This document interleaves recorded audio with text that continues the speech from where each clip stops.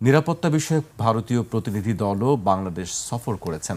আমরা জানি রয়ের প্রধান বাংলাদেশ সফর করেছেন এবং তিনি গতকালই বাংলাদেশ থেকে চলে গেছেন সফর শেষ করে। আমি সাকিব ভাইয়ের কাছে জানতে চাই, আসলে সাকিব ভাই কি হচ্ছে পর্দার অন্তরালে বাড়ালে এই মুহূর্তে? ধন্যবাদ। আমি আসলে শুরু করতে চাই একটু অন্য দিক থেকে। হ্যাঁ, শুরুটা করতে চাই যে আমরা ছোটবেলায় প্রথমে শুরু হয় কিন্তু বাবা মাকে বিশ্বাস করে। আমরা কিন্তু ছোটবেলায় বাবা মা ভালো হবে না খারাপ হবে এটা কখনোই ভাবতে পারি না। আমরা মনে করি ওনাদের সব কিছু ভালো। তারপরে শুরু করি হচ্ছে আমরা টিচারকে, তারপরে হয় স্কুলে যাওয়া হলে আপনি দেখেন প্রত্যেকে কিন্তু আপনি অথরিটি ফিগার যারা থাকে আমাদের জীবনে, যারা ক্ষমতা চর্চা করে, আমরা কিন্তু তাদেরকে ভালো ভাবতে চাই। এটা কিন্তু এই জন্য এখন যদি আমি সরকারের ব্যাপারে কোনো সমালোচনাও করি, অনেকে কিন্তু এটা পছন্দ করবে না, এটা হবেই, কিন্তু আমাদেরকে করতে হয় এই কারণে যে আমরা সত্যটা উদ্ঘাটন করতে চাচ্ছি। বাংলাদেশে পর্দার আড়ালে এখন বলতে হচ্ছে যে এই যে একটু আগে যে আমরা বললাম যে ক্ষমতা যে থাকে তাকে আমরা স্পেস দিতে চাই, তাকে আমি ভালো ভাবতে চাই। দেখেন এখন কিন্তু এই সরকারের কিভাবে তারা ডিসিশনগুলো নিচ্ছে, কিভাবে সিদ্ধান্ত গ্রহণ চলছে, কার কার সাথে তারা আপনার পরামর্শ করছে, কি কি ফ্যাক্টর তারা চিন্তা করছে, কি কি নিয়ামক তারা চিন্তা করছে, কি কি বিষয় তারা চিন্তা করছে, এগুলো নিয়ে কিন্তু আমি বলছি না যে একদম আমাদেরকে 100% জানতে হবে, কিন্তু এই ব্যাপারে আমরা 50%ও কিন্তু জানি না। আমরা কিন্তু এখন রাইট নাও পররাষ্ট্রনীতি নিয়ে যেহেতু আপনি কথা বলছেন, পররাষ্ট্রনীতির ব্যাপারে আমাদের বাংলাদেশ সরকারের একমাত্র মুখপাত্র ডক্টর খলিলুর রহমান। ডক্টর খলিলুর রহমান যখন একটা কথা বলেন, যেমন ধরেন এই যে দীনেশ ত্রিবেদী এবং মাননীয় প্রধানমন্ত্রীর যে মিটিংটা হলো, এই ব্যাপারে উনি কিন্তু খুব একটা বেশি কথা বলেন নাই। উনি বলেছেন প্রত্যর্পণের কথা, উনি বলেছেন হাদির কিলার যে এলেজ কিলার তার কথা, তাকে প্রত্যর্পণ করার কথা, ব্রিক্স নিয়ে, জি ব্রিক্স সম্মেলন নিয়ে কথা বলছেন, বিমস্টেকে নিয়ে বলেছেন যে বিমস্টেকে বোধহয় যেতে হবে, এটা নিয়ে বলেছেন। আরেকটা হচ্ছে ব্রিক্স নিয়ে বোধহয় বলেছেন, আরেকটা কথা হলো উনি নিয়ে বলেছেন যে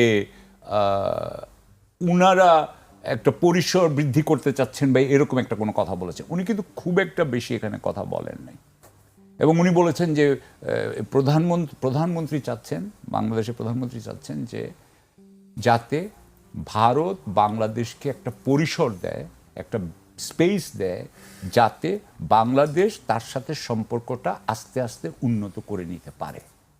এই তো বিষয়টা। কিন্তু এখানে আমরা যদি খালি এইটুকুই বলি, এখানে দেখেন সবচেয়ে বড় কথা কি, বড় কথা হচ্ছে আপনি যেটা বলবেন প্রত্যর্পণের বিষয় কি হবে।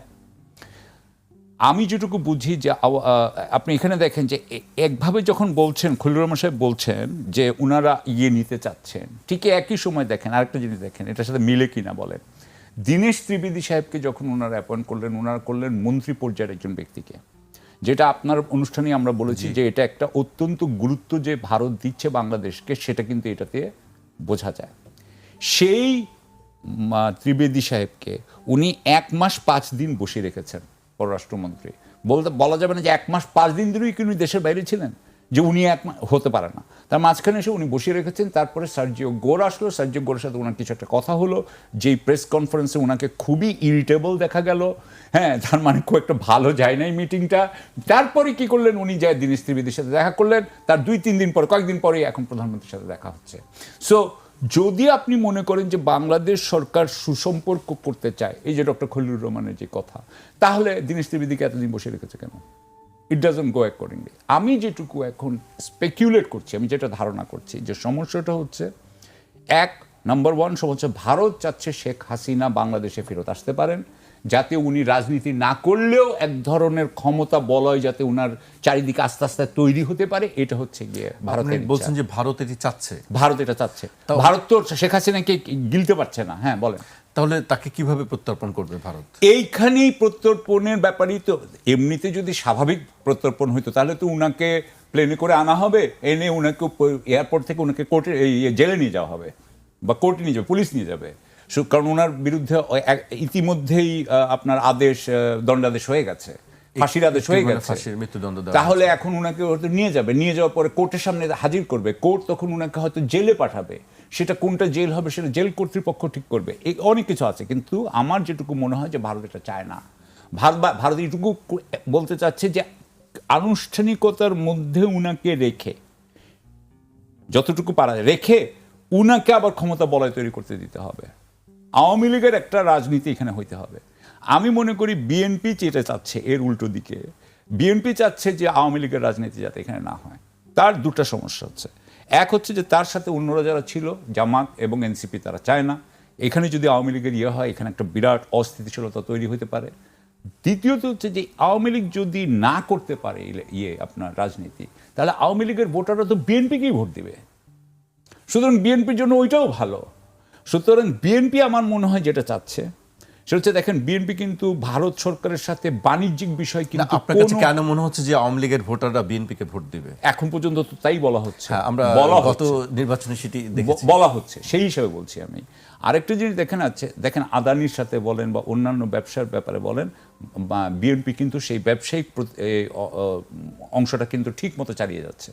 অর্থাৎ আমার মনে হয় যেটা বিএনপি চায়, যেটা ডক্টর খলিল রহমান বলছেন না, কিন্তু যেটা মনে হয় যে ব্যবসায়িক ব্যাপারগুলো চলুক ভারতের সাথে, আওয়ামী লীগের প্রত্যর্পণটা না হোক, এই জায়গার একটা ইয়েতে এটা আমার মনে হয় দোলা চলে আছে।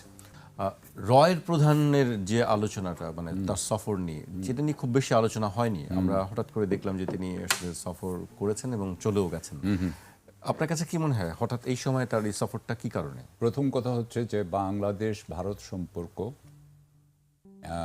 উনাদের কথা মতোই আমরা অন্যান্য অনেক সূত্র থেকে এটা জানতে পেরেছি যে ভারত বাংলাদেশ সম্পর্ক ভারতের পক্ষ থেকে এটা নিয়ন্ত্রণ করতে হচ্ছে প্রধানমন্ত্রীর কার্যালয় অর্থাৎ নরেন্দ্র মোদীর কার্যালয় এবং এটার ছিলেন তখন ন্যাশনাল সিকিউরিটি অ্যাডভাইজার হিসেবে অজিত দোভাল সাহেব এটার ফুল দেখতেন। যখন 5ই আগস্ট এখান থেকে শেখ হাসিনা চলে যান, তারপরেই কিন্তু অজিত দোভাল ওনাকে রিসিভ করেন, অজিত দোভাল ওনাকে নিয়ে যান এবং অজিত দোভাল ওনার সাথে ডিব্রিফিং করেন। ডিব্রিফিং মানে হচ্ছে যে শেখ হাসিনা কি করেছেন সব কিছু উনি বলে দিয়েছেন। এবং আমাদের এক ভাই কয়েকদিন আগে বলছে যে বাংলাদেশের কোনো রাষ্ট্রীয় গোপনীয়তা যা গোপন তথ্য শেখ হাসিনা জানতেন সবই এখন ভারতের কাছে চলে গেছে বলে আপনি ধরে নিতে পারেন। এবং এতদিন পর্যন্ত এই 2 বছর ধরে এটা কিন্তু পিরিয়ডিক নিয়মিতভাবে এই আপনার সেশন বলি বা এই যে মিটিংগুলা এগুলা কিন্তু অজিত দোভাল করতেন। এই কয়েকদিন আগে অজিত দোভাল এটা চেঞ্জ করেছেন। অজিত দোভাল আর করবেন না, ওনার বয়স হয়েছে, উনি আপনি জানেন বোধ উনি 85 ইয়ার্স ওল্ডের মতো, 80 আপ। এখন করবে হচ্ছে আইবির চিফ। আইবি মানে হচ্ছে ওদের ইন্টেলিজেন্স ব্যুরো। এগুলো হচ্ছে গিয়া যেগুলো পররাষ্ট্র বিষয়ক গোয়েন্দা সংস্থা এগুলো ভারতের। তো তাহলে আপনি বুঝতে পারছেন যে ভারতের এবং বাংলাদেশের সম্পর্ক এবং শেখ হাসিনার সম্পর্ক এটার সাথে গোয়েন্দাটাই হচ্ছেন এটার প্রধান নিয়ন্ত্রক। গোয়েন্দারা যে প্রধানমন্ত্রীকে বলেন, প্রধানমন্ত্রী ভারতীয় প্রধানমন্ত্রীকে। সো সেই হিসাবে আমি বলতে চাই যে রয়ের প্রধানের ভিজিট আমার কাছে মনে হয় যে এটা কোনো অস্বাভাবিক কিছু না। আমার কাছে মনে হয় ওদের পক্ষ থেকে। আমাদের পক্ষ থেকে আমরা কেন এটা হোস্ট করলাম, আমাদের হোস্ট কে ছিল, এটা হোস্ট কি এনএসআই চিফ নাকি এটা ডিজিএফআই চিফ, আমরা জানি না। ধরেন এটা একটা সিম্পল কথা, কিন্তু একটা টেকনিক্যাল ইনফরমেশন, সেটাও আমরা জানি না।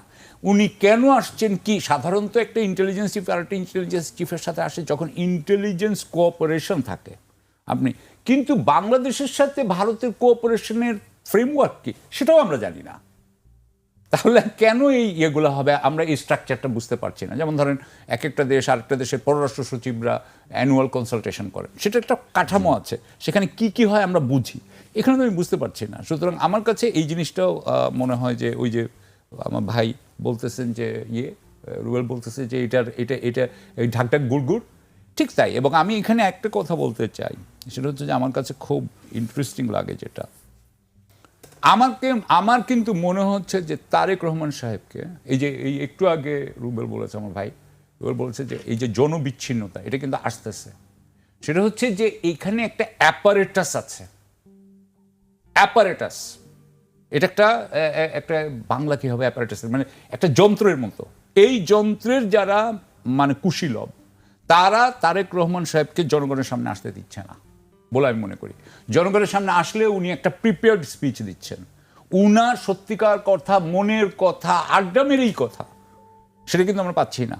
সুতরাং উনাকে একটা জায়গায় ওই পর্দার পিছনে রেখে দেওয়া হচ্ছে, একটা খুবই কৃত্রিম এক ধরনের অবস্থায় রেখে দেওয়া হচ্ছে। আমরা কিন্তু শেখ হাসিনাকে যতটুকু চিনতাম আমরা তারেক রহমানকে তার তুলনায় কিছুই চিনি না। এবং উনাকে রেখে এই অ্যাপারেটাস, যেটা কিন্তু আসলে জনগণের সাথে তার কোনো দায়বদ্ধতা নাই, তারাই কিন্তু এখানকার পুরো শাসনটাকে কন্ট্রোল করতেছে, পুরো শাসনটাকে তারা কন্ট্রোল করতেছে। যেমন ধরেন আমি আপনাকে একটা উদাহরণ দিই। শেখ হাসিনার সময় কিন্তু যারাই কুশীলভ ছিল তারা কি করতো, ব্যাংক থেকে আপনার ঋণ নিত, যে ঋণ তারা কখনো পরিশোধ করতো না। আপনি জানেন সেটা 6 লাখ কোটিতে এসে, ঠিক আছে। এখন তো আর এই ঋণ নিতে পারছে না এই কুশীলভরা। কুশীলভদেরকে বলা হচ্ছে যে অনেকেই নাকি অনেক পদ নাকি বিক্রি হয়ে যাচ্ছে বাংলাদেশ সরকারের। তাহলে যদি আপনি পদ বিক্রি হচ্ছে, মানে দেখেন অ্যাপারেটাস কিন্তু এটা বলতেও দিচ্ছে না, কোথাও এগুলোর কিন্তু রিপোর্টও হচ্ছে না।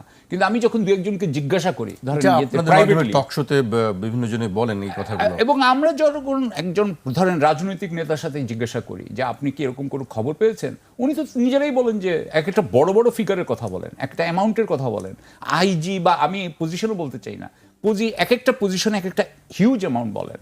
সো অ্যাপারেটাস অনেক কিছু করছে এবং এগুলো নিয়ে গণমাধ্যম তো এটাও বলতে পারতো যে আমরা এটা তদন্ত করেছি, এর মধ্যে কোনো সত্যতা নাই। এটাও কিন্তু আমরা কোথাও পাই নাই। সুতরাং আমি যেটা বলতে চাচ্ছি যে অ্যাপারেটাস যেভাবে এই দেশটাকে চালাচ্ছে এক ধরনের নীরবে জুলুমের মতো চলছে, এবং আমি যেভাবে দেখি যে অ্যাপারেটাস যা করছে, আমি আপনাকে একটা যে আমি 2-3 বছরে এখান থেকে কোনো উন্নয়ন দেখি না, বরং এটা অবনতি হতে থাকবে। কারণ অ্যাপারেটাস যখন চালায়, যে জনগণের সাথে দায়বদ্ধতা নাই, ধরেন সে যদি, আমি একটু উদাহরণ দিই, ধরেন একটা ওসির থেকে আপনি একজন 1 কোটি টাকা নিয়ে তাকে পোস্টিং দিয়েছে, আপনি তো 3 বছরে ওসির থেকে কোনো জিজ্ঞাসা করতে পারবেন না যে কিভাবে এইখানে আইন শৃঙ্খলা ঠিক করবেন।